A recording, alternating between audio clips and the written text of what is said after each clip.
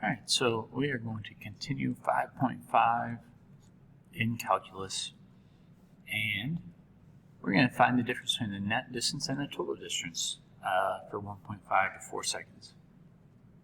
So starting with net distance traveled, you just need the, P of 4 minus P of 1, and, P of 1.5.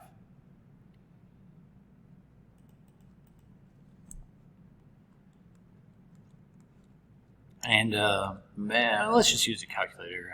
We could probably do this in our head, but let's practice with the calculator. So I'm going to go to y equals, and I'll actually use that here in a little bit. The derivative, that is. And just type in the equation as it looks. So we have 2x cubed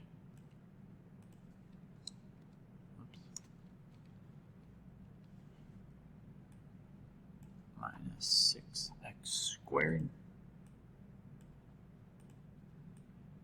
plus 8x, I guess. And all I need is P of 4 and P of 1.5. So what I would do is just go back to the home screen off the trace to grab that equation. And I actually want to see what those numbers are. And then I can just grab that of 1.5. Perfect. So 64 minus 5.25.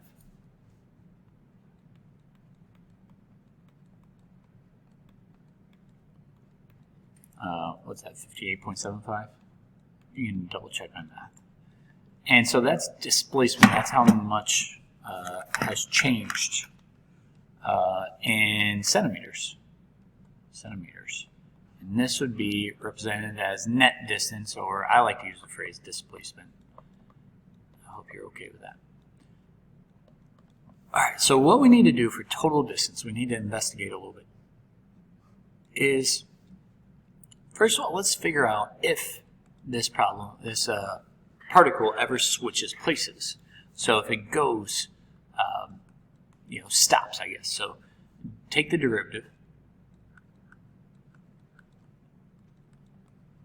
and let's set it equal to 0. So this looks like it's factored by 2, and then we have 3t squared minus 6t plus 4.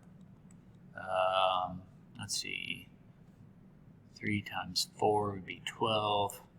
Just doing some math, some old school stuff in your head. But I don't think there's any factors of 12 that add to be negative 6. So I don't think this is factorable. So maybe we need to go to our calculator. The calculator would tell us if it's factorable. Except I can't find my calculator. There it is. And let's just go and look at the derivative.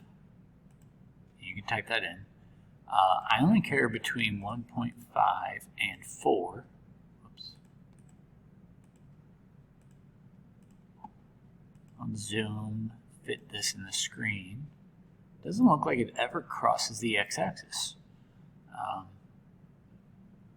At least between those two. And if you look at your window, you can confirm, from 3.5 to 56. And if you made your window even larger, if you hit zoom 6, I don't think it ever crosses the x-axis. So it never changes directions. So definitely was not factorable. So that means that the particle never switches directions, which means that the displacement is equal to the total distance traveled as well. And you know me, I'll show the answer key is when you work this out and you see that the velocity is always positive, that means the particle is always moving to the right, and therefore the net distance and total distance traveled have to be the same. But that's not always the case. So if we look at the next problem, this time we're going from 0.5 to 1.5. So if we do net again, or displacement, all we have to do is figure out P of 1.5 and subtract off P of 0.5. Now, if the particle is moving to the left, I didn't mention this earlier, you might want to absolute value that just in case. So again, I don't want to do, e to the first power in my head or e to the third power in my head. I'm going to use a calculator. So I would go to y equals and retype that first equation. Let's clear that out. Second e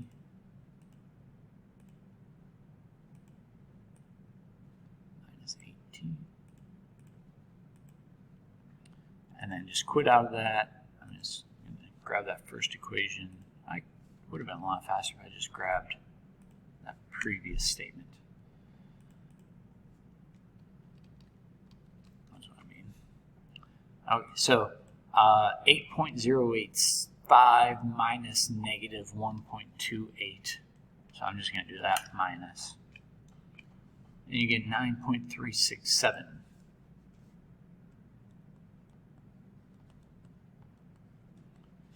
But as we do total distance travel, we want to find the velocity,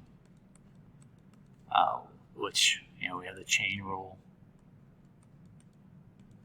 minus 8, set that equal to 0. And if you're trying to work this out by hand, you'd add 8 and divide by 2, so you get 4. To undo e, you would natural log that, and to solve for t, you would divide by 2. Or what you can do is go to y equals. I don't want to see that. I only want to see the derivative between 0.5 and 1.5. If I hit zoom 0, it'll fit perfectly in the screen. And I believe this value, when I find it, will equal my mathematical work of natural log of 4 divided by 2. Let's see if I was right. Natural log of 4 divided by 2, 0.693, or if I went back to calculate the 0 to the left, enter, to the right, enter, somewhere in between, 0.693. Perfect. Cool. So if we look back at that graph, remember this is the derivative. So that means the particle is moving to the left first. So in the negative direction, stop for a moment, and then move to the right. So the total distance traveled, what we want to do is figure out the starting value. So that would be p of 0.5. And then p of this value we just found, natural log of 4 divided by 2. And then p of 1.5. This is how I do this. I just don't like formulas. I would just like to think about it. So this is finding the position at each one of those. So let's go back to that calculator. So P of 0.5 was at negative 1.282.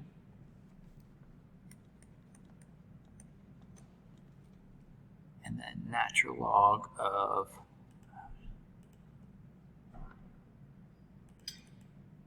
I'll write this down, 8.086. And then that third one, I'm just going to make a new equation. Alpha trace that equation of, I'm just going to grab that value, because that was the right value, negative 1.545.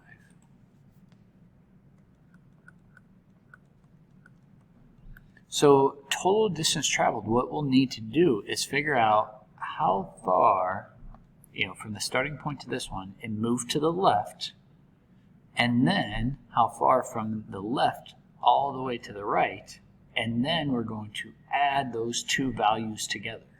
That's just kind of how my brain works. You don't have to do it my way. You can follow the directions the way the the notes were written that I had you copy in the first video. But yeah, this is all I would do. Let's take this value minus, I think I did this backwards, this value, because the distance traveled needs to be positive. So we're looking at this as the absolute value, so positive 0.263. And now I need to find this distance. I keep struggling to find my calculator. Okay, so that would be from that 8.08 yada yada yada minus this value. So that's 9.631. And now I need to add these two values together to get the total distance traveled as, again, I'm just using a calculator, and I'm using these values. Notice that I'm going to write minus because I had this as a negative, so it becomes adding the positive. So we get 9.894. And this is why calculus wants you to write your answer rounded to 3 decimal places. Is some students will round too early and then they'll be off by 1,000th of an answer, and they'll mark it wrong. So that's why I encourage you to wait to the very end to round. I'm just writing down numbers to help you see where I'm getting those values. And if I pull up the answer key, notice how he writes the absolute value in there and all in the same work. And notice that he didn't even round right here. He waits to the very end to round. I think that's the same answer we got, 9.894. Yeah, so we're good. I would encourage you to hit pause on the video and work through the next one. See what you get. See if you can figure out the net and total distance traveled. And I think what I'm going to do is just share the answer key to keep this video somewhat short. And feel free to reach out to me in a Google Meet or in class to try and figure this out. So if you didn't hit pause, you now see the answer already. To find the net distance is, and again, it doesn't matter if you do start minus the end or end minus the start and then absolute value, but you should get it rounded to 3 decimal places. Find your derivative. And so he actually finds the derivative and types it into the calculator, but I've shown you how to type the derivative into the calculator, so if you make a mistake there, you can still get the correct value. And by the way, if this shows up on a free response question, you'll probably get points for identifying where the velocity stops.